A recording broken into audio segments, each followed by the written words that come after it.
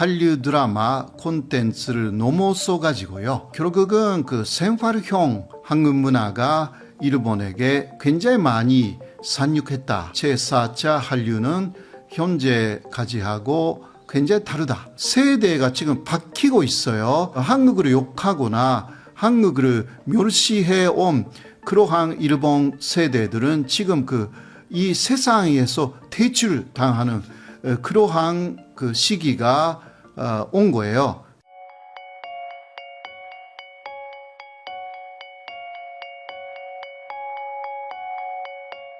여러분 안녕하십니까. 호사카 유지 교수입니다. 오늘도 불그남 TV에서 불러주셔가지고 일본의 여러 상황에 대해서 말씀드릴 수 있게 되어서 대단히 기쁩니다. 감사합니다. 먼저 무슬림 이야기부터 여쭤보겠습니다. 저도 조사하면서 좀 놀랐는데 일본에서 모스크가 굉장히 많이 늘었더라고요. 네네. 네, 2010년에서는 한 50개 정도였는데 지금은 160개가 넘었다고요. 그래서 뭐 아잔 소음이라든지 뭐 장래 문화 충돌이라든지 뭐 다양한 갈등이나 마찰이 일어나고 있는 것 같은데 일본 사람들은 이걸 좀 어떻게 받아들이고 있나요? 일본 사람들은 아직은 그 무슬림에 대해서 사실 지역적으로는 상당히 좀 그 갈등이 있는 지역도 늘어났지만 전체적으로는 뭐 TV에서 보는 뉴스 정도로 무슬림 이슬람 교도에 대해서 인식을 한다. 이 정도가 상식적인 이해입니다. 뭐 아잔 소음 같은 것도 네네네. 상당히 뭐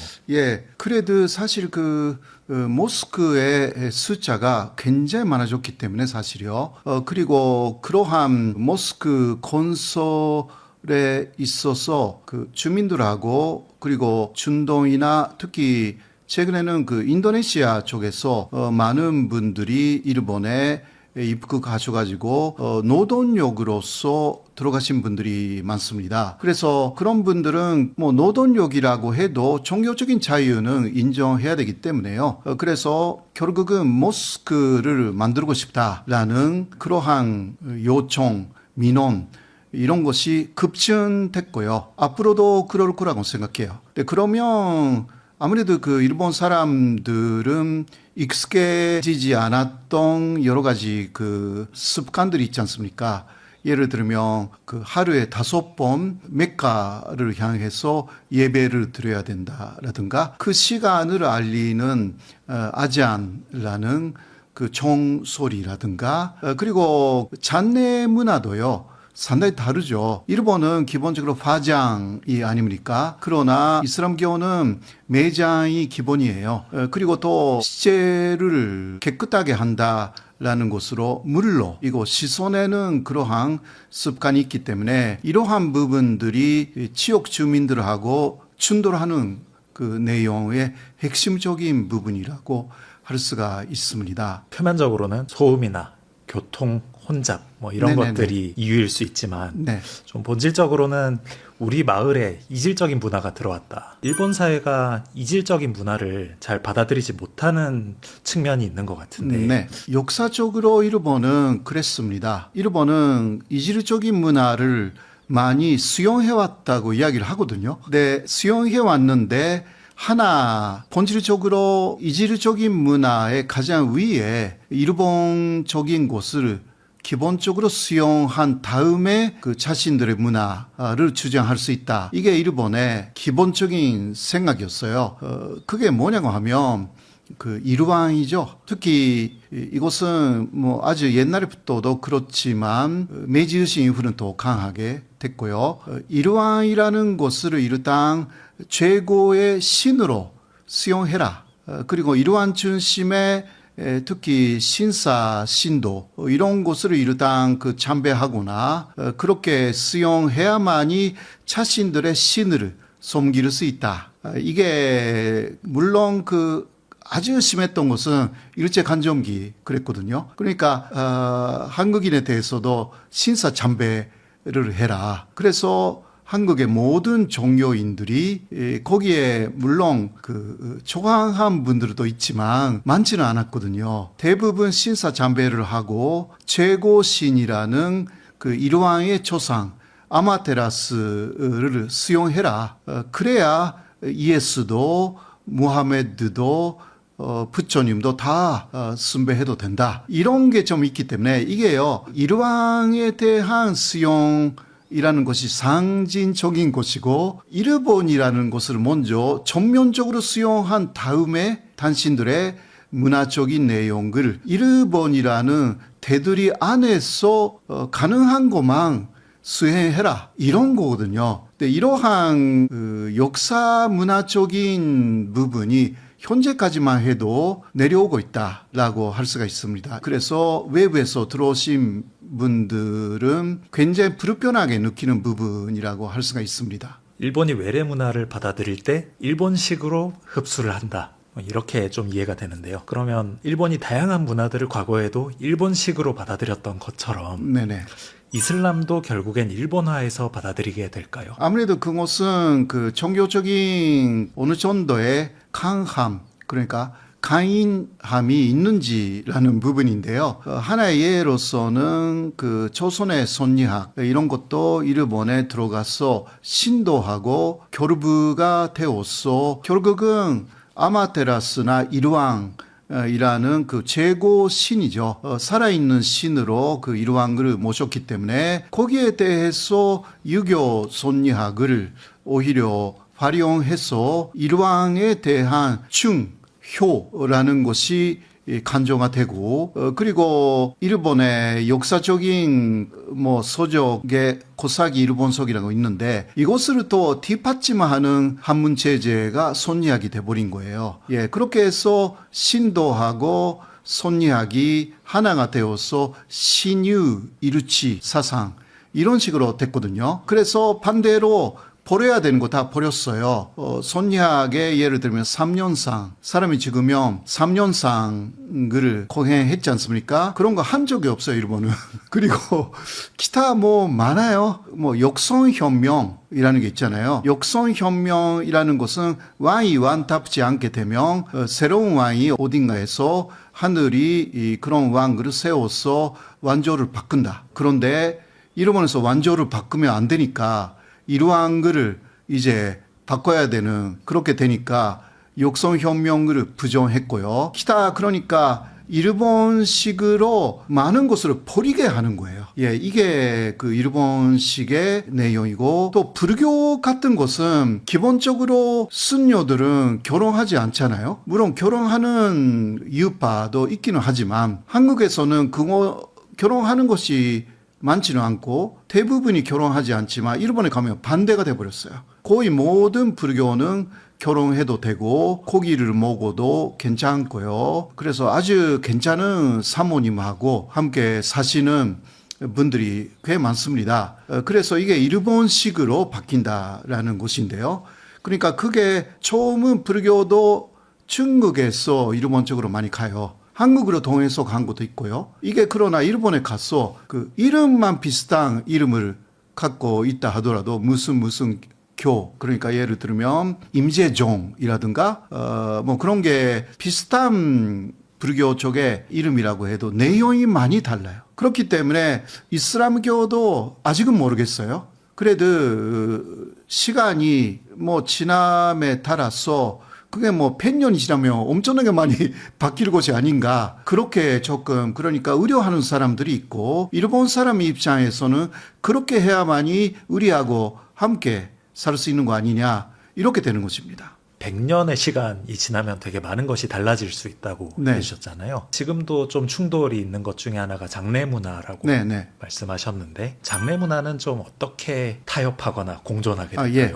그래서 아무래도 이슬람교 쪽에서 오신 외국인 분들은 일본인들이나 일본 사회하고 싸울 생각은 없다. 이렇게 말씀하세요. 그렇기 때문에 일본이 그런 화제한 문화이기 때문에 그것은 수용하겠다. 이런 분들이 꽤 많습니다. 그런 식으로 조금씩 지금도 바뀌고 있다라고 할 수가 있습니다. 그래서 하루에 5번 메카를 향해서 예배를 드리는 것도 아주 간소하게 될 수가 있지 않습니까? 보통 우리가 TV에서 볼 때는 굉장히 큰 절을 하고 예배를 시간을 들여서 하지 않습니까?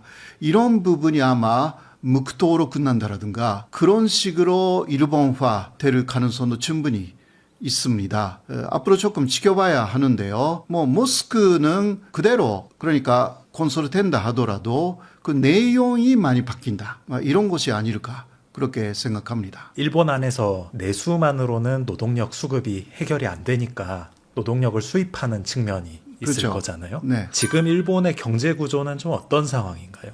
일본은 아무래도 그 한국도 마찬가지지만 아이를 많이 낳지 않는 구조. 그래서 일본은 2008년부터 이미 그 인구가 감소되기 시작했고요. 노동 인구라는 것은 15세로부터 65세까지인데 이거는 이미 1995년부터 또 줄어들기 시작하고 있었습니다. 그래서 요새 일본의 대단히 심각한 문제는 그러한 노동 인구 젊은 사람들이 필요하지 않습니까? 저 힘든 노동 현장에서는 그런 사람들이 계속 줄어들기 때문에 결국은 외국의 노동력에 위지할 수밖에 없는 것입니다. 그런데 여기서 문제가 생기는 것은 그렇다면 그렇게 일본에서 필요하니까 노동력으로 많은 외국인들이 일본에 입국하게 되는데 그렇다면 일본의 필요로 인해서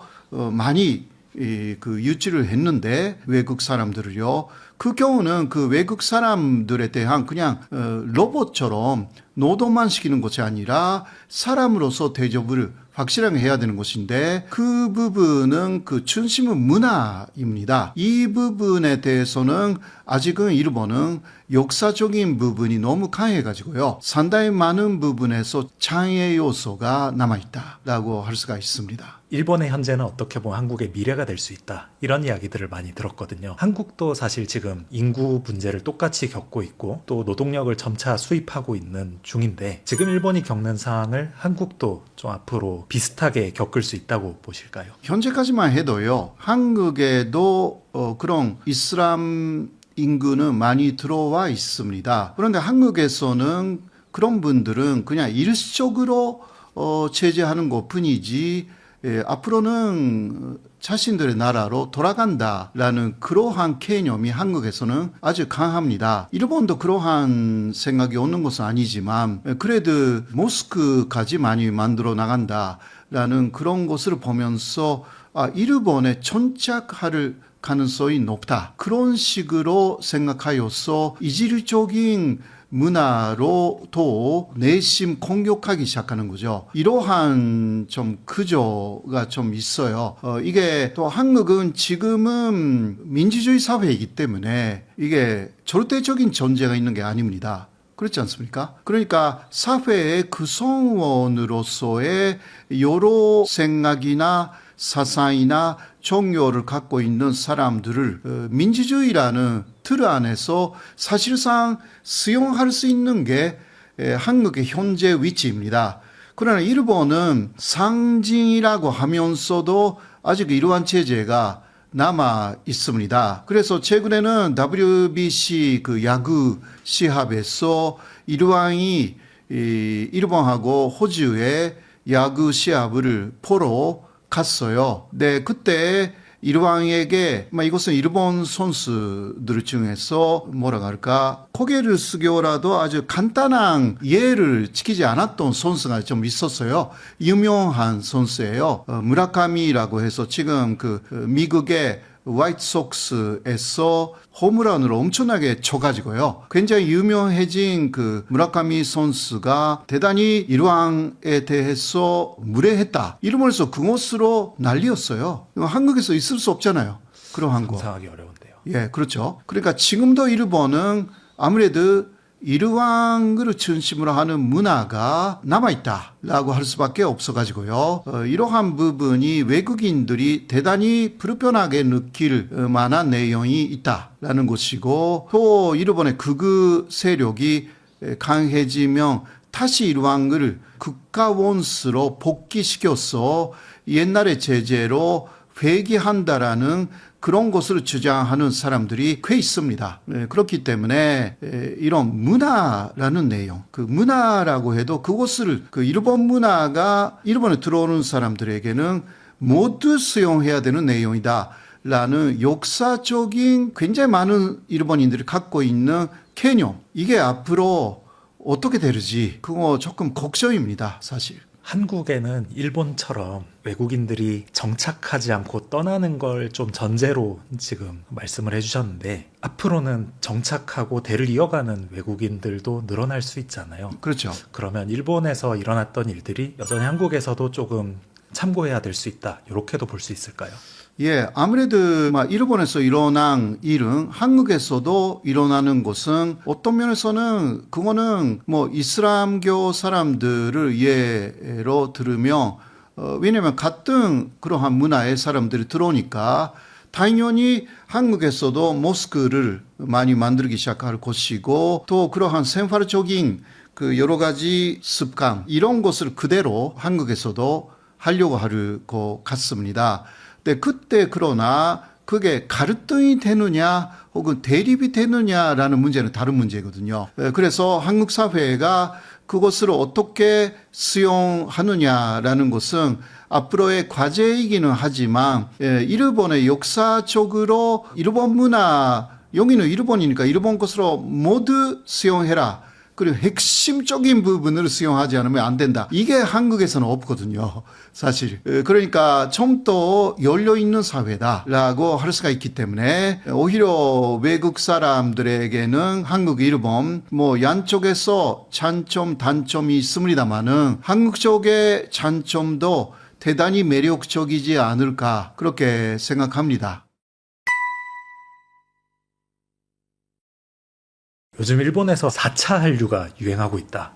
이번에 있는 4차 한류라는 거는 뭔지, 좀 과거랑 어떻게 다른 건지 궁금합니다. 예, 그 일본에서는요, 지금 그 4차 한류 붐이다, 이런 식으로 이야기를 하는데, 그러면 1차부터 3차까지는 무엇이었는가라는 것인데, 1차부터 3차까지는 한류 드라마라든가 한류 콘텐츠, 거기에 또 K-팝 이런 것을 중심으로 3차까지 왔습니다. 그런데 4차는 그러한 그 K-팝 한류 드라마 콘텐츠를 넘어서 가지고요, 결국은 그 생활형 한국 문화가 일본에게 굉장히 많이 상륙했다라는 것으로 제4차 한류는 현재까지 하고 굉장히 다르다, 그렇게 이야기를 하고 있습니다. 콘텐츠를 넘어서서 일상까지 침투해왔다, 네. 이렇게 볼 수 있을까요? 예, 한국 문화, 한국의 여러 가지 생활에서 한국 사람들이 즐겨 사용하는 것이 일본 사람들도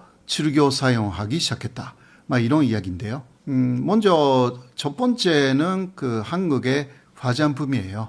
예, 그것은 특히 K-팝 스타들의 영향이 아주 커요. K-팝 스타들을 보면 굉장히 잘 생겼고, 키도 크고, 그리고 특히 피부가 예쁘다, 이런 게 좀 있는 것입니다. 그리고 또 그 영향으로 일본 사람들이 듣기에는 한국의 남성들도 좀 화장을 한다라는 이야기가 일본에 많이 들렸습니다. 그러니까 그거는 K-팝 스타뿐만이 아니라 한국 남성들도 꽤 멋있다, 이런 식으로 느끼는, 특히 일본의 그 여성들이 늘어나가지고 그 이유 중 하나가 한국의 화장품이다, 이렇게 된 거죠. 그리고 알고 봤더니 한국의 화장품은 저렴하지만 기능성이 아주 우수하고 상당한 다양성이죠. 그것이 굉장히 많다라는 것으로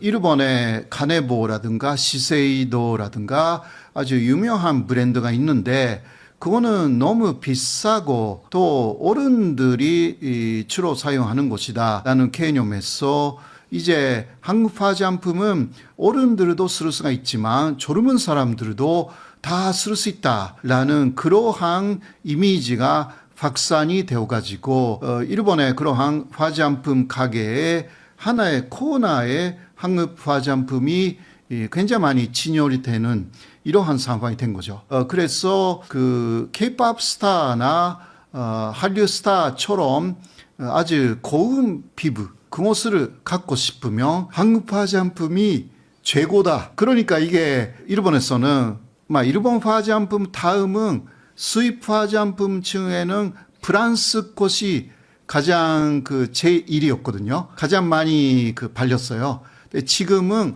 한국 화장품이 1위 자리를 완전히 차지했습니다. 그거랑 또 식품 이야기도 예, 맞습니다. 되게 놀랍더라고요. 일본 네네. 마트에 한국 식품 코너가 네네. 좀 삼설로 생기고 있다고. 예, 맞습니다. 이것도요, 아무래도 두 가지 방향에서 볼 수가 있는데요. 세계적으로 한국의 음식이 많이 퍼졌다라는 게 있어요. 그러니까 일본에서는 매운 것을 그렇게 좋아하지는 않았어요. 옛날에는. 그러나 세계에 나가서 일본 사람들이 볼 때 매운 것을 좋아하는 나라가 꽤 많고, 그러니까 K라면, 한국의 매운 라면이 해외에서는 일본 라면을 완전히 제치고 굉장히 많이 팔린다라는 것을 발견하는 거죠. 그러니까 또 한류 드라마를 보면 자신이 좋아하는 한국 배우들이 매운 라면을 끓여서 많이 먹고 있더라. 그러니까 배우를 좋아하니까 나도 그냥 K라면을 한번 먹어볼까라는 것이 특히 젊은 사람들은요, 일본의 젊은 사람들은 그 동기가 좀 강해요. 그렇게 해서 먹어봤더니 되게 맛있더라. 근데 이 정도의 매운 것은 나도 좋아한다. 그런 식으로. 그러니까 옛날에 파스타에 타바스코라는 매운 것을 뿌려서 일본 사람들도 많이 먹었거든요. 그리고 카리라이스 있잖아요. 그것도 매운 것은 굉장히 매운 게 있어요, 일본에. 그러니까 카리라이스 가게에 가면 단계로 전혀 맵지 않은 거, 그리고 최고로 매운 거, 이게 5단계 정도 차이가 있는 그런 거 일본에서도 되게 유행했거든요. 한국도 마찬가지다. 이게 맵다라는 것은 이것은 세계적인 브랜드다. 이렇게 이해를 했어요. 그래서 먼저 라면이 일본 라면보다 지금 일본 사람들도 한국 라면을 굉장히 많이 먹게 되었고요. 그리고 기타 김치가 유산균이 아주 우수하다라는 것도 이거는 일본의 유튜브에서도 굉장히 많이 나오니까 요구르트 이상으로 유산균이 많은 것은 김치다. 한국 여성들이 왜 그렇게 많이 살쪄 있는 사람도 없고 일본에서는 그렇게 인식하고 있어요. 내 피부가 곱고 그것은 먼저 먹는 것이 다르다. 그래서 유산균이 많은 한국 김치가 이것은 일본에서도 식탁에 빼놓지 말아야 되는 내용이다. 등등 일본 내에서의 유튜브의 영향도 대단히 커요. 그래서 결국은 그런 한국식 식품을 많이 찾는 고객들이 일본에서 많아져 가지고 그래서 일본의 마트라든가 백화점에 그러한 한국 식품 코너가 생긴 거죠. 이게 대단히 중요한 내용이고요. 이런 여러 분야에서 한국 코너가 생겼다라는 거, 이게 소적에서도 마찬가지예요. 책방에서 옛날에는 효만 소적, 겸준 소적 코너가 많이 만들어졌어요. 요새는 그게 많이 줄어들었고요. 오히려 한국의 K컬처에 관한 책들이, K푸드에 관한 책들이, 이런 것들이 그런 코너에 진열되기 시작한 것입니다. 한국이 이런 식으로 일본 안에 문화, 특히 생활 문화로서 많이 들어가 버렸다라는 것이 4차 한류의 가장 핵심적인 내용입니다. 한국을 미워하거나 한국이 우리보다 못하다라고 하는 게 돈이 안 되기 시작했다. 이렇게 볼 수도 있겠네요. 예, 그렇죠. 오히려 한국이 잘 하고 있기 때문에 그리고 여러 가지 인터넷이나 스마트폰의 정보로 보면 이게 세계화되어 있다. 한국이 그리고 영화, 만화 영화 있었잖아요. 애니메이션. 개대혼의 영향으로 그것을 본 일본인들이 그 안에 나오는 여러 가지 음식이라든가 있잖아요. 역시 거기에서도 영향을 많이 받아가지고 이게 더 세계적인 상을 많이 받았기 때문에 개대혼이 이게 세계 표준이다. 이런 식으로 많이 느끼는 특히 일본 젊은 세대가 늘어났다라는 것이고요. 세대가 지금 바뀌고 있어요. 한국을 욕하거나 한국을 멸시해 온 그러한 일본 세대들은 지금 이 세상에서 퇴출당하는 그러한 그 시기가 온 거예요. 사실 그렇기 때문에 이제 한국을 굉장히 좁게 본 세대, 그리고 한일 관계의 역사에 있어서도 일본이 잘못됐구나라는 것을 느끼는 사람들이 늘어난 세대가 주류가 되기 시작했다라는 면에서 한일 간의 미래가 상당히 밝은 것이 아닌가, 그렇게 기대해 보는 것입니다. 이런 말이 있더라고요. 한국 트렌드가 6개월 뒤면 일본에 상륙한다. 언제부터인지 모르겠지만 일본 Z세대가 아무 어떤 편견 없이 이걸 받아들이고 있는데 전의 세대는 그렇지는 않았잖아요. 네네. 어떤 배경이나 차이가 있을까요?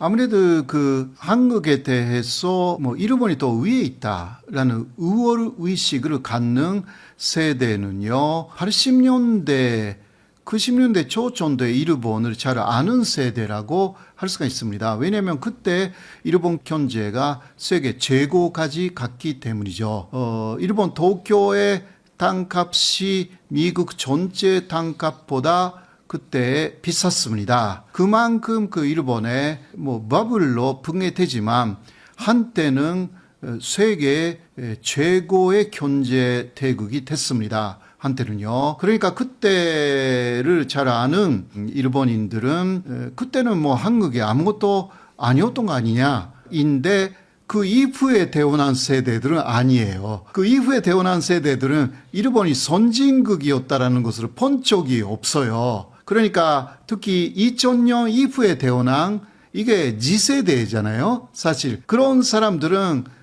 태어났을 때부터 일본은 경제적으로 계속 내려가고 있었고, 반대로 한국이나 중국이 부상하고 있는 그러한 시대였습니다. 그리고 2011년에 동북 대지진으로 일본은 몸살을 앓았고, 후쿠시마 원전 폭발 사고로 인해서 반사능으로 일본의 미래가 없다, 이런 식으로 또 느끼는 시기에 초등학교, 중학교, 고등학교 시기를 보낸 일본인들은요, 오히려 한류가 그때도 굉장했습니다. 일본에서 이미요. 2004년에 연사마 붐, 교류연가를 시작해가지고 동북대지진 때는 한류 붐이 한참이에요, 사실. 그러니까 한국은 선진국이고 일본은 내려가는 과거의 선진국이다, 이런 것은 일본의 G세대에서는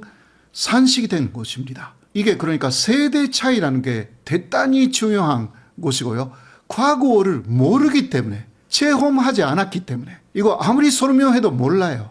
체험한 부분이 굉장히 중요해요. 예를 들면 이거는 다른 이야기지만, 미국에서 일본의 오타니라는 프로야구 선수가 엄청난 인기예요. 이거는 미국에 있는 일본인들에게만 인기가 있는 것이 아니라 미국 사람들에게 인기가 대단히 높아요. 그런데 나이 많은 미국 사람들은 오타니는 아무것도 아니다, 이거는 세대 차이거든요. 젊은 아주 어린 미국 사람들은 오타니 매일 보니까 일본인 선수 오타니가 최고이구나, 이렇게 느끼는 것이고, 그거하고 비슷해요. 일본 사람들도 K-팝, K-드라마, 그리고 K-푸드, K-화장품 이런 거 쭉 봤기 때문에 이거는 일본에 그런 게 없다, 일본 드라마 재미없고, 일본 J-팝도 이제 내놓을 것은 많이 없고 오히려 스캔들만 많다라는 게 좀 있어가지고요.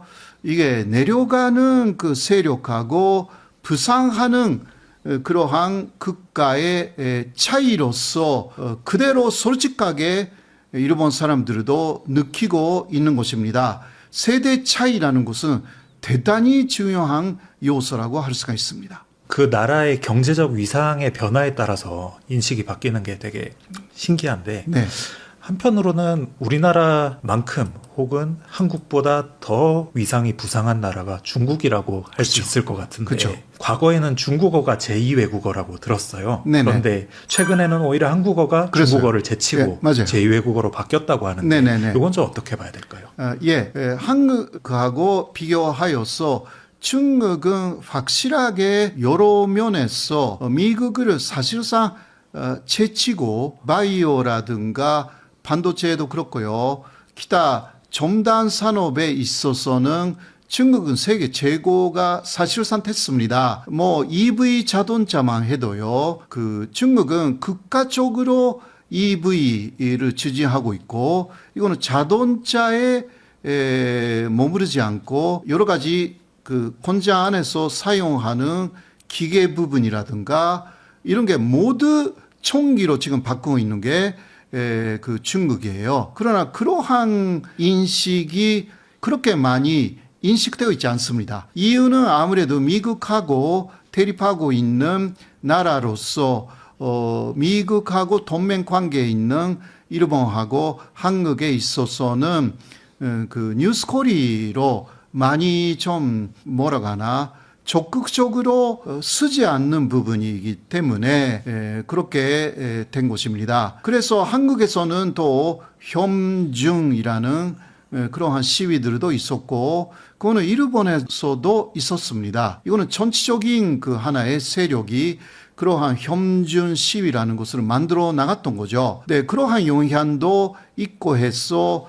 아무래도 중국 이상으로 한국이 일본 사람에 있어서는 친근감을 느끼는 그러한 국가가 된 것이고 자유민주주의라는 그러한 부분에서도 역시 좀 북한하고 다르고 중국하고 다르다. 이쪽은 권위주의 세계이기 때문에 이게 그러니까 권위주의 세계에서도 배워야 되는 부분들은 많지만 그래도 배우지 못하게 일본의 언론이라든가 일본 정부도 마찬가지고 가리고 있는 게 있어요. 그러니까 결과적으로 이게 또 하나는 K 콘텐츠의 영향이죠. 이게 또 중국보다는 최근에는 훨씬 한국에 그것이 세계화가 되었기 때문에 그 영향으로 한국어를 배우고 싶다. 한국어를 배우고 직접 K-팝 가사를 이해하고 싶고 또 K-드라마 내용을 직접 이해하고 싶다. 거기에 머무르지 않고요. 한국어에 능숙하면 비즈니스 기회도 늘어난다라는 자신의 캐리어의 문제하고도 연결되기 시작했어요. 일본에서는. 왜냐하면 일본에서는 영어를 쓸 줄 아는 사람은 한국도 마찬가지지만 많잖아요. 그러나 일본 회사 안에서 한국어를 유창하게 한다라고 하면 즉각 한국하고의 그러한 여러 가지 비즈니스가 있을 때 그 사람은 줄세 하는 것입니다. 영어를 못하더라도 한국어를 너무 잘한다라고 하면 이거는 굉장한 지금 특기가 되는 거죠. 그래서 이러한 부분에서 그냥 취미였던 한국어가 이제 한국에 유학하고 한국어를 정확하게 배우고 그것을 자신의 캐리어로 이용하고 싶다라는 사람들이 지금 일부 늘어나기 시작한 상황이 있습니다. 이런 부분도요, 한국어가 제2외국어로서 일본에서 2위로 올라간 그러한 배경이다라고 할 수 있습니다. 한글이 AI 시대에 가장 경쟁력 있는 문자 중에 하나다. 네네네. 네, 이런 말씀을 해주셨는데 네. 좀 구체적으로 말씀해 주신다면. 네, 일본인의 입장에서 말씀드리면 일본어는 논리적인 말이 아닙니다. 이게 많이 알려져 있지 않지만요. 왜냐하면 일본어의 촌유가 굉장히 많았어요. 지금도 많아요. 그 이유가 뭐냐? 일본은 메이지 유신까지 이전까지요. 1867년까지는 봉건 사회였습니다. 그렇기 때문에 일본은 굉장히 많은 작은 나라로 나눠져 있어가지고 중앙에 에도마프라는 곳이 있기는 했지만 그러나 각지의 문화 또 언어적인 습관라는 것이 많이 달랐어요. 물론 한국에서도 사투리가 꽤 있잖아요. 그러나 일본 사투리는 또 굉장히 많습니다. 근데 이런 것들이 한꺼번에 현재 일본어를 구성하고 있기 때문에 이게 사실상 한글이라는 것은 세종대왕 시절부터 있었던 거 아닙니까? 그때부터 한국은 중앙 집권이었어요. 그러니까 언어의 면에서도 계속 과거 시험이 있었기 때문에 이게 언어도 1392년 이후 상당히 통일되어 온 거예요. 한국은요.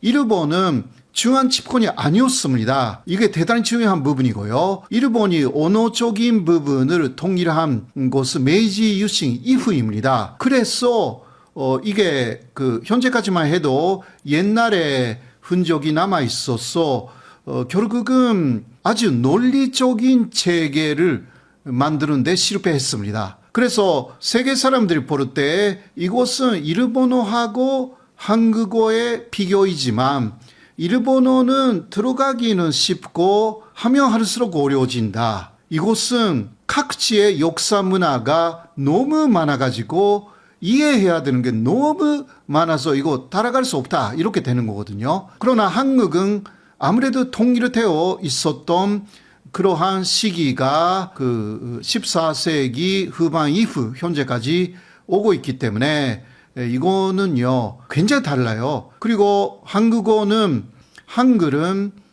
사람이 만들었기 때문에 상당히 논리적으로 만들어진 것입니다. 그래서 세계 사람들이 한글을 배울 때 논리적이라고 느끼고요. 그래서 문장 자체가 논리적입니다. 일본은 그거 못하는 거예요. 제가 요새 많이 더 느껴요. 제가 일본말하고 한국말 그리고 영어도 이렇게 비교하면서 공부하는 사람이기 때문에 일본어보다 영어가 더 논리적이에요. 그리고 영어 이상으로 아마도 한국어가 논리적이라고 할 수가 있습니다. 어순의 차이는 있지만요. 어순은 큰 문제가 없어요. 왜냐하면 세계 언어 전체를 볼 때 한국어나 일본어는 어순이 같잖아요. 근데 이러한 어순을 갖고 있는 세계 언어는 세계적으로 47%예요. 그런데 영어나 중국어의 어순, 그것을 갖고 있는 세계적인 언어는 전체 42%입니다. 그렇기 때문에 세계 사람들이 오히려 일본이나 한국에 똑같은 그거하고 같은 어순을 갖고 있는 언어가 오히려 많기 때문에 이게 앞으로 계속 한글을 많이 배우자라는 나라가 늘어날 것으로 생각이 됩니다. 현재까지는요 영어권이 세계를 주도했기 때문에 마치 영어의 어순이 세계적인 어순이라고 생각했지만 그렇지 않습니다. 중국도 어순이 영어하고 비슷하지만 그러나 아무래도 중국어가 세계적인 확산이라기보다 중국 자체가 크기 때문에 영향력이 있는 곳이고요. 그러나 각 나라를 보면 굉장히 많은 언어가 있잖아요. 그중 47%가 한국과 어순이 똑같기 때문에 이게 한글을 배우기 시작할 인구는 세계적으로는 아무래도 한국 쪽에 어순을 갖고 있는 그러한 언어의 나라의 인구가 가장 많기 때문에 이거는 금방 오지는 않겠지만 10년, 20년 후에 한글의 위상은 굉장히 많이 높아질 것이라고, 그리고 이거 논리적이다라고 하여서 과학적인 논문의 언어로 많이 쓰이게 되거나 그렇게 되지 않을까, 저는 그렇게 기대하고 있습니다.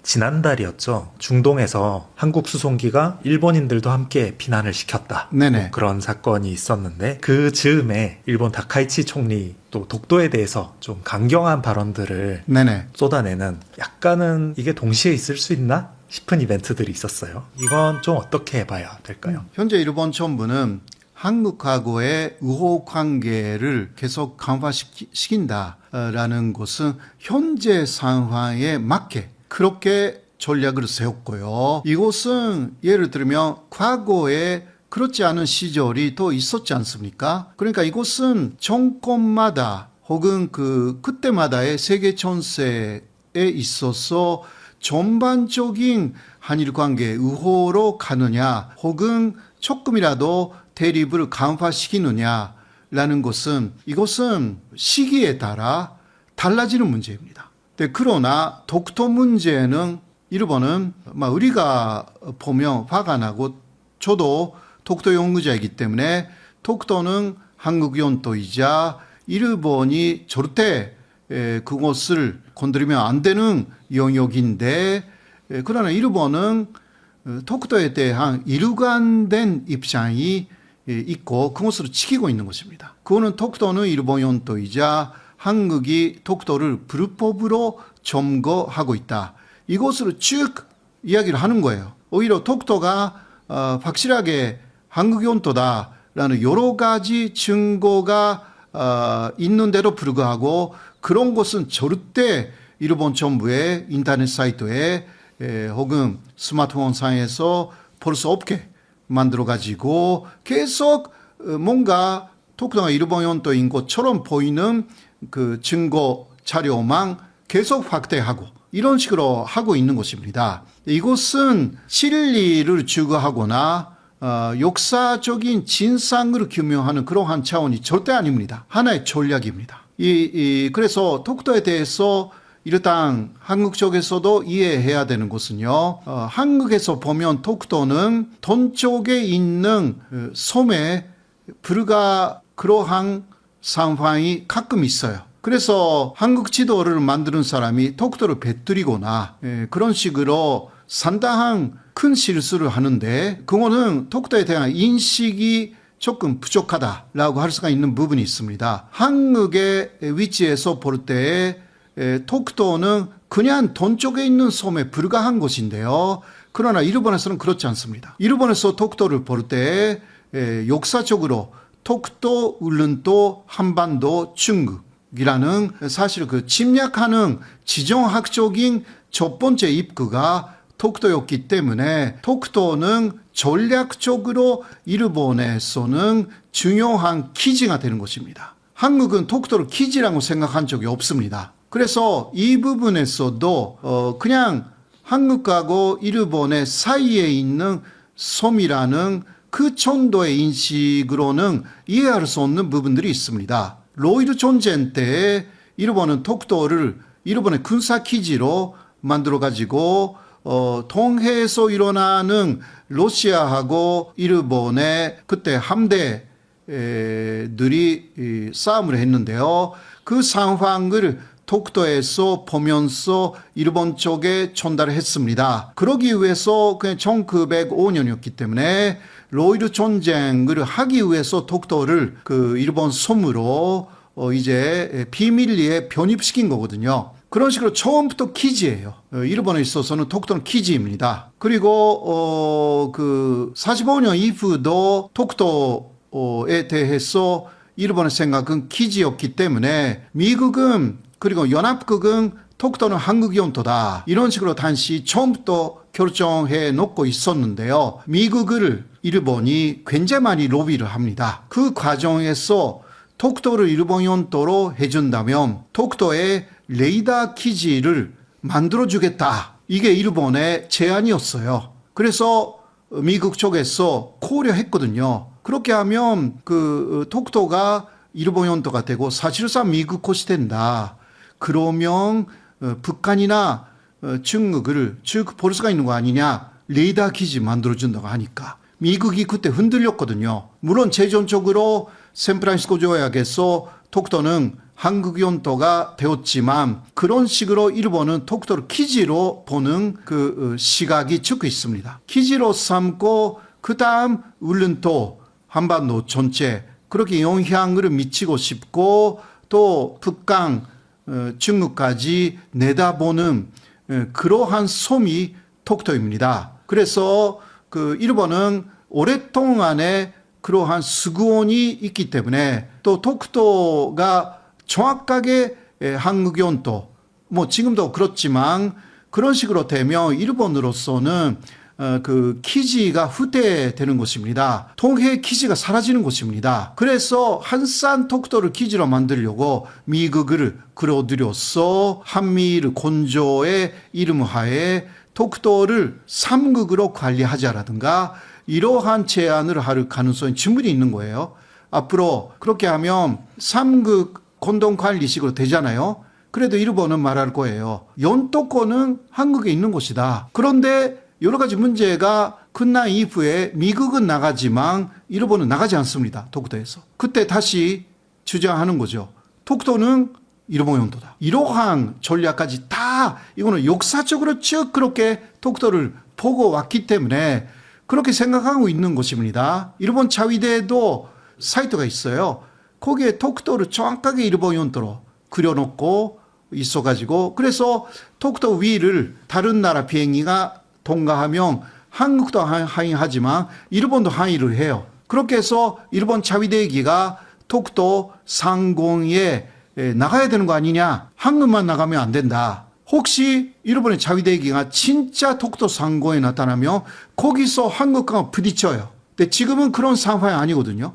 왜냐하면 한국하고 협력해야 되니까. 지금 중국이 더 일본이 대립하고 있는 상태니까 지금 상황은 일본은 독도 문제를 크게 말하지 않고 혹시 말을 한다고 하더라도 군내 문제예요. 이거. 군내적으로 최근에는 다카이치가 독도 문제를 이야기한 것은 2월 22일에 있었던 다케시마의 날에 다카이치는 그 장관급을 파견하겠다고 공약을 내세웠는데 하지 않았습니다. 그래서 2월 22일에 다케시마의 날에 그 차관이 갔는데요. 차관이 나타나서 인사할 때 그 시마네현인데 시마네현에서 모임 분들이 처음부터 끝까지 야유를 보냈어요. 다카이치가 왜 약속을 지키지 않는가 말만 해놓고 이거 뭐냐고 처음부터 끝까지 야유였어요. 그것을 전해들은 다카이치 쪽에서 이거 조금 전체적으로 그 좀 완화시켜야 된다, 진화시켜야 된다 이러한 내용으로 이거 일본에서 큰 뉴스가 되었기 때문에 그래서 독도는 그 일본 영토다. 그렇게 시기도 아닌데 그러한 발언을 하고 다음에는 장관급을 보낼 수 있는 환경을 마련하겠다. 그러니까 보내겠다라고 또 이야기를 하지 않았거든요. 환경을 마련하겠다. 이게 내년도 다카이치가 촌이면요. 이게 여러 가지 상황에서 다시 장관급을 보낼 수 없는 상황일 수도 있어요. 한국과의 관계도 계속 그 우호 관계로 가져가야 되고 그것을 보고 있는 미국도 있기 때문에 미국은 독도 문제로 한일 간에서 그 싸움이 벌어지는 것을 싫어합니다. 그래 미국은 은근히 독도가 지금 그 한국이 지배하고 있기 때문에 그대로 놔둬라. 이게 미국의 입장입니다. 일본도 그것을 너무나 잘 알고 있기 때문에 더 이상 사실 못 돼요. 그래서 내부에서 왈가왈부 한다 하더라도 밖으로는 많이 갈 상황 아직은 아닙니다. 그러나 일본은 계속 그 여러 가지 작전을 생각하고 있기 때문에 그리고 미국의 압력이 약해지면 언젠가는 독도 갈등이 고조돼 가지고 그때 이길 수 있는 모든 환경을 마련해야 된다. 그러니까 독도에 대한 일본 쪽의 영유권 주장을 멈추지 않겠다. 언젠가 기회가 올 수도 있다. 이것을 일본이 노리고 있는 것입니다. 이러한 부분들을 한국에도 이해를 잘 해야 되고요. 그러니까 일회성으로 끝나지 않는 독도에 대한 기본적인 전략이 물론 오는 것은 아니지만 더 강화해 나가야 하는 것입니다. 현재 일본은 다카이치라는 여성이 일본 총리가 아닙니까? 다카이치가 가장 존경하는 그 세계 지도자가 바로 영국의 대처 총리입니다. 같은 요소이기도 하고요. 그리고 태자가 한 곳을 굉장히 많이 흉내내고 있어요. 태자가 한 정책 중 하나가 아르헨틴 앞바다에 있는 포클랜드라는 그곳을 영으로 무력으로 뺏은 것이었어요. 그러니까 아르헨틴의 섬인데 영국령이라고 주장하면서 태자가 거기에 군대를 주둔시켜서 포클랜드 섬을 뺏었거든요. 그런 것도 염두에 두고 있기 때문에 톡토에 대해서 미국 쪽의 압박이 사라지고 모든 면에서 이거 할 수가 있다라고 생각하며 톡토 침공도 일본 극우는 생각하고 있거든요. 일본 극우는 그 타이밍을 보고 있는 것 뿐입니다. 포기한 게 아닙니다. 그러니까 국제 전세라는 것은요, 연도 문제라는 것은 그렇게 해서 뺏어버리면 이게 또 뺏은 나라의 연도가 될 가능성이 있는 거예요. 그때까지만 해도 한국 것이었는데 뺏었고 또 여러 가지 국제법적으로 또 전단성을 부여하면 또 연도권이 옮겨진다라는 거죠. 이게 무서운 부분이거든요. 그래서 독도 문제 쉽게 생각하면 절대 안 됩니다. 뭐 다 독도가 한국 연도라는 거 세계가 다 알고 있으니까 문제 없다. 그냥 아니라는 거. 예, 그런 것은 그러니까 국경에 있는 연도라는 것은 항상 지켜야 되는 것이고요. 이게 중요한 관점입니다. 국제적인 관계에 법이 없어요. 그러니까 국제관계 정의라든가 국제관계의 하나의 법이라든가 사실 없는 거하고 마찬가지고, 그래서 국제법을 연구하는 학자들은 말합니다. 세계는 이곳은 주인이 없는 정글이다. 동물들의 세계다. 현재 미국이 이란을 공격하거나 그런 것을 보면 그렇게 정의의 편에 서 있다고 생각하고 있었던 미국 자체도 이거는 국제법적으로 보면 완전히 침략 국가가 되었다. 이게 미국은 미친 호랑이, 미친 사자가 되었다. 러시아는 미친 곰 정도로 보이고, 이렇게 그러니까 힘센 사람들이 이기면 그게 정의가 된다. 이런 식으로 되는 거거든요. 그러니까 일본 사람들이 전에 계속 말했어요. 일본이 왜 이렇게 됐나? 패배했기 때문이다. 혹시 일본이 2차 세계대전에서 이겼더라면 현재는 일본 세상이 왔을 것이다. 그거하고 지금 트럼프의 생각하고 그게 차이가 없어요. 그러니까 3월 19일 트럼프하고 타카이치의 정상회담이 있었을 때에 일본 기자가 이번에 이란 공격을 왜 다른 나라에 먼저 통보하지도 않고 그냥 선제 공격으로 이렇게 일본 기자가 또 물어봤어요. 거기에 트럼프 대통령이 아니 선제 공격이라는 것은 일본의 특기가 아닌가, 진주만을 잊어버렸냐, 이런 이야기를 했어요. 그때 타카이치는 얼굴이 참백해졌습니다. 반대로 말하면 트럼프가 침략국가 일본하고 같은 행동을 했다라는 것을 사실상 인정한 발언이기도 합니다. 그렇지 않습니까?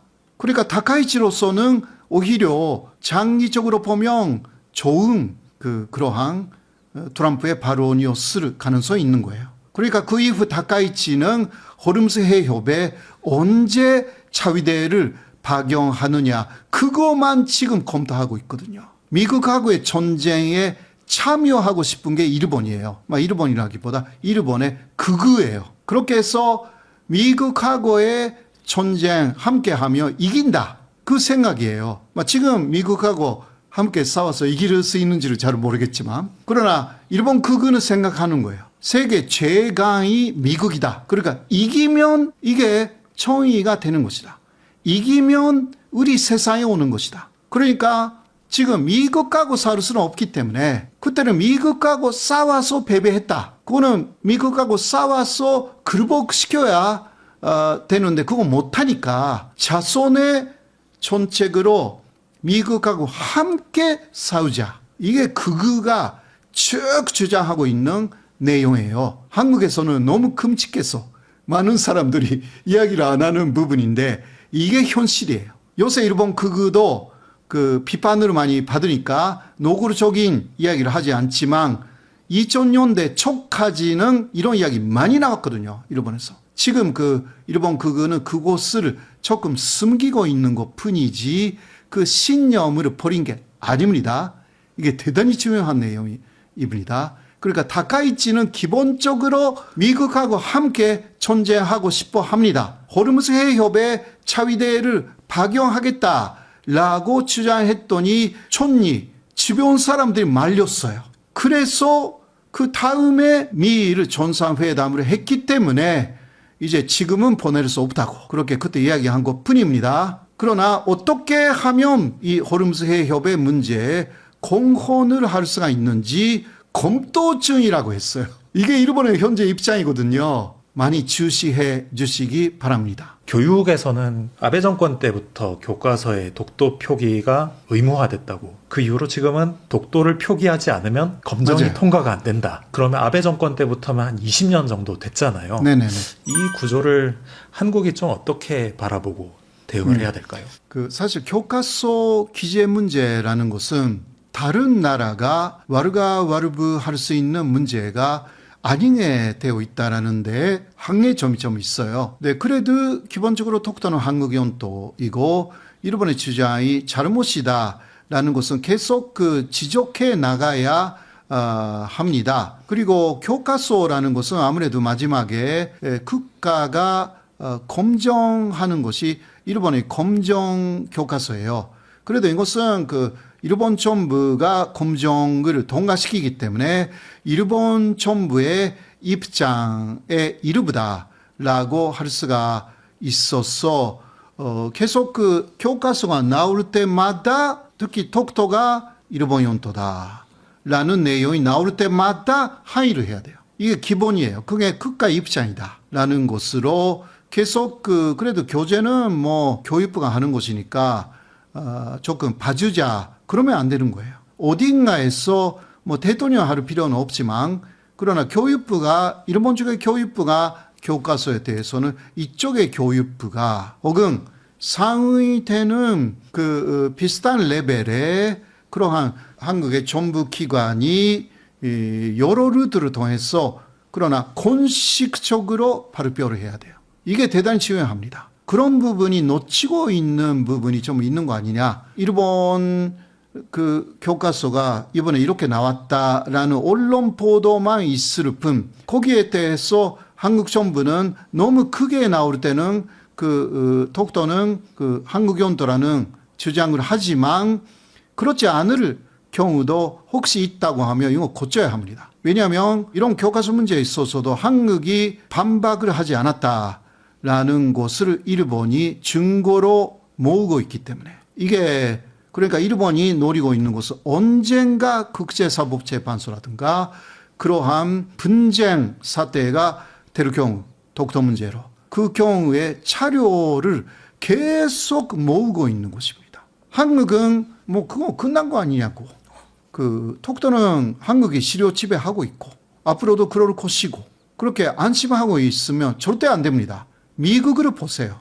미국 중심의 그 상당히 자유민주주의가 지켜지는 그러한 세계가 하루아침에 바뀌었습니다. 그래서 그 세계는 매일 바뀌고 있고 내일은 또 어떤 세계가 오를지 모른다. 그러니까 안심하는 그러한 틈이 있으면 준비를 해라 라고 할 수밖에 없습니다. 아, 쟤네 또 저러네. 이러고 침묵하고 있는 것이 어떤 국제법 무대에서는 묵시적으로 승인한 것 아니냐. 그래, 이렇게 좀 비춰질 수 있다는 네. 거네요. 일본이 두려워하는 시나리오도 있다. 크림반도 방식이라고 하죠. 네네.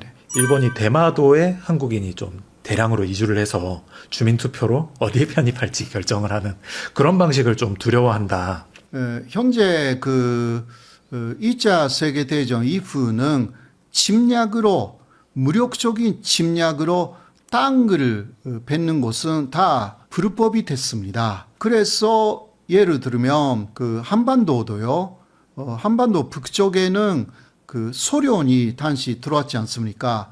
그러나 소련은 북한이라는 친소련 국가 건설이라는 그러한 방향이 있었지만 소련군은 철수했습니다. 그리고 남한에도 반대로 미군이 들어왔지 않습니까? 그러나 미군은 극히 일부의 중심적인 지도자, 대표단 그것을 남겨놓고 다 철수를 했습니다. 남한 사람들이 한반도의 남쪽을 통치하고 북쪽은 또 북한 사람들이 통치하도록 그렇게 해서 언젠가는 통일한다. 말하자면 그러한 그 사항이 있었기 때문에 이제 그 전승국이라고 해도 땅을 가져갈 수 없게 된 것이에요. 2차 세계대전 이후는 그런 것입니다. 그런데 그것이 우크라이나 전쟁에서 조금 어긋나기 시작했어요. 우크라이나를 침공한 그 침공한 부분은 러시아가 가져가겠다 이렇게 주장하고 있잖아요. 아직은 실현되지는 않았지만 또 러시아는 2014년에 크림반도를 가져갔습니다. 이때는 무력이라기보다 크림반도에 러시아계 주민들에 위한 주민투표, 그 주민투표만 그때 주민투표로 크림반도는 우크라이나가 아니라 러시아가 된다라고 결정해 버렸어요. 45년 이후 전식으로 그 연도라는 그 연도의 그 국적이죠. 그곳을 바꿀 수가 있는 유일한 방법이 주민투표입니다. 이게 합법이에요. 러시아는 그것을 이용한 것이었습니다. 그래서 미국을 중심으로 하는 서양 세계가 이것은 부정선거였다라든가 여러 가지 이야기를 했지만 그 증거 자체가 많이 없었고 끝까지 말하기도 어려웠습니다. 왜냐하면 그게 합법이라고 합의가 있기 때문에 세계적인. 그래서 세계에서는 그런 것을 많이 경계하는 것입니다. 특히 일본에서는 우리 한국 사람들이 생각하지도 않는 것을 상당히 걱정하고 있어요. 바로 대마도 문제입니다. 대마도는 지금 일본 쪽에서는 거의 버림당하고 마찬가지죠. 아주 옛날에는 대마도를 통해서 조선, 일본이 왔다 갔다 했기 때문에 엄청나게 중요한 요지였는데 메이지 이후는 그렇지 않습니다. 그리고 또 일본 쪽에서 관광객들이 많이 안 갑니다. 오히려 한국에서 대마도를 많이 찾는 거죠. 그래서 일본에서는 걱정이 이만저만이 아닙니다. 한국 사람들이 일본 사람으로 국적을 바꿔가면서 대마도에 정주하게 되어서 대마도의 인구의 50% 넘어가면 그 시점에서 주민투표를 요구할 가능성이 있다. 그러면 대마도는 한국 연도가 된다 이거예요. 이거는 우리 한국 사람들은 거의 생각한 적이 없어요. 한국에서 주장하는 것은 대마도는 원래부터 한국 곳이다. 이 주장인데 그거 아니고 일본은 앞으로 대마도가 베낄 수 있다. 이런 걱정을 하고 있기 때문에 특히 유독 대마도에서는 외국인들이 전주하기가 상당히 어렵게 그러니까 지자체 법들이 있으니까 그것을 강화시켰어요. 그런 게 좀 있고 그리고 대마도 쪽에서 부산이 잘 보이는 전망대가 있습니다.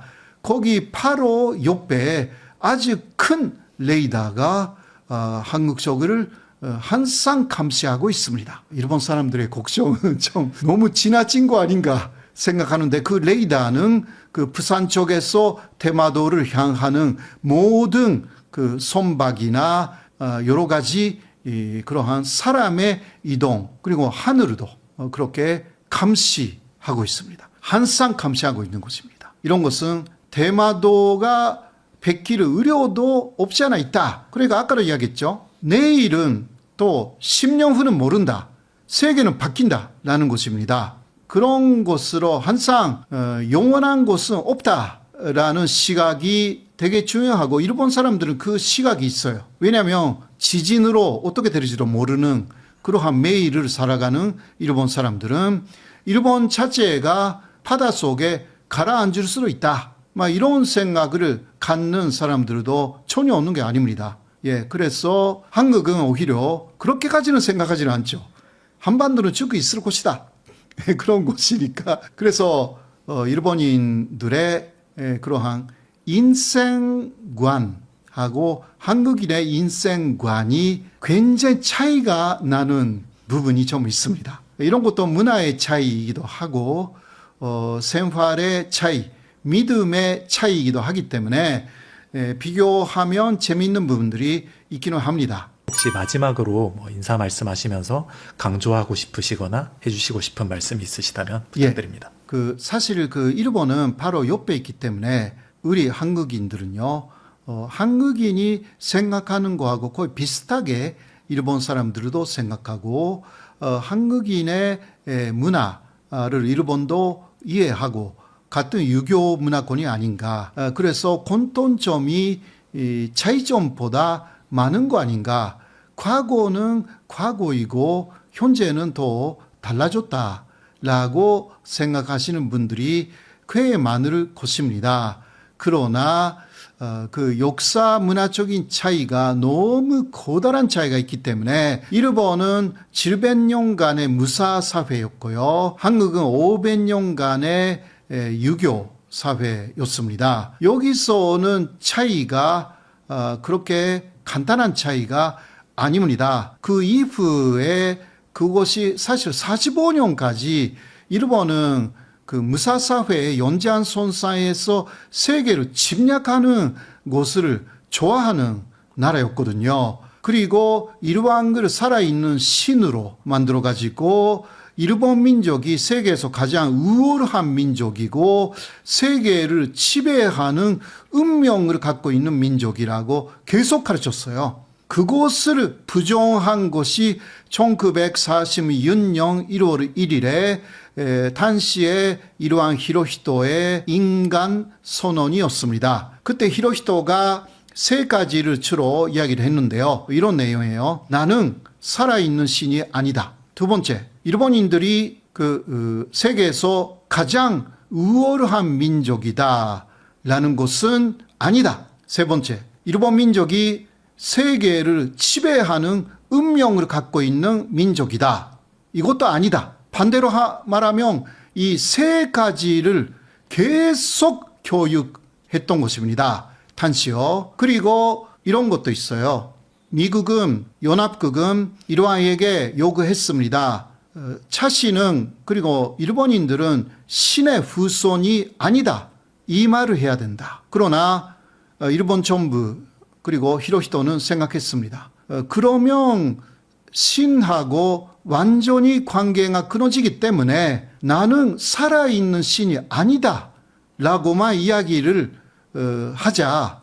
대신 나나 그러니까 일왕이나 일본 국민들은 신의 후손이다 라는 부분은 부정하지 말자. 이렇게 논의가 있었어요. 그렇게 해서 나는 살아있는 신이 아니다 라는 문장이 만들어졌고 미국이나 연합국은 그것이면 충분하다. 그 신의 후손이다라는 그러한 부분을 남기면서 현재까지 오고 있습니다. 일왕이 산지이지만 일왕이 야구장에 나타나면 그렇게 진짜 신을 보는 것처럼 사람들을 다 고개를 숙이고 또 고개 숙이지 않았던 사람들에게 엄청나게 비판하는 이거 말이 안 되는 그러한 현상이 일어나는 배경이 있습니다. 오늘은 그런 이야기도 했고요. 기타 한국과 일본의 여러 차이들이 있기 때문에 이러한 부분에 대해서 말씀드렸습니다. 오늘 어땠습니까? 또 앞으로도 이러한 부분 또 일본의 기타 여러 가지 과제에 대해서 서로 의견을 나눌 수 있으면 좋겠습니다. 감사합니다.